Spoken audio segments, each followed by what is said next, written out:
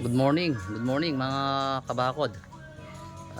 Ito po tayo ngayon sa may Tarlac City na kung saan gumawa tayo ng daan. Ito naman pathway lang to, pathway. Daanan lang ng tao. Ito po isang fish pond. Ayan fish pond.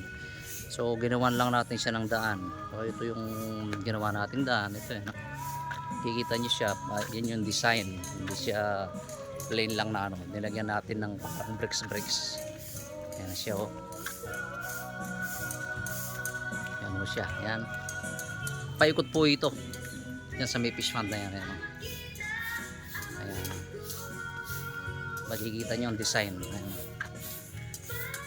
So itong ginawa nating daan na to parang extension lang sa isang dito bahay na daan niya. So ayan, yung fish pond, yung daan na natin.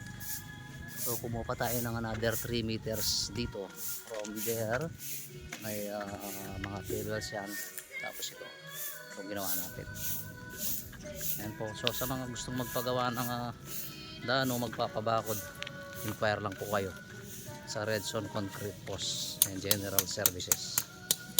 Yan po siya.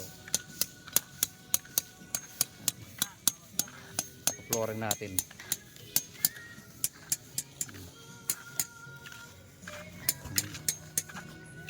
Paikot po yan ang ginawa natin na yan. Paikot yan. Bali kinuha natin ang shape ng fish pond. Ayan. Para pagka namimingwit. Kaya tayong sementado siya. So dito syempre lupa na siya. Ayan.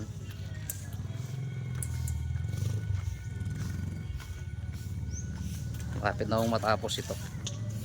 Ayan, ito yung sa magiging pathway niyan. Ang daanan ng tao.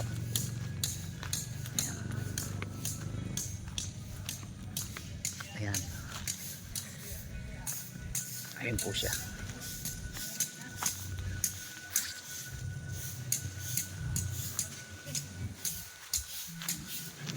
Inquire lang po kayo sa Redson Concrete Post and General Services. Sa mga gustong magpabakod, paggawa ng bahay, General Services nga po tayo. Kahit ano po, bigyan lang po kayo ng design nyo. Thank you.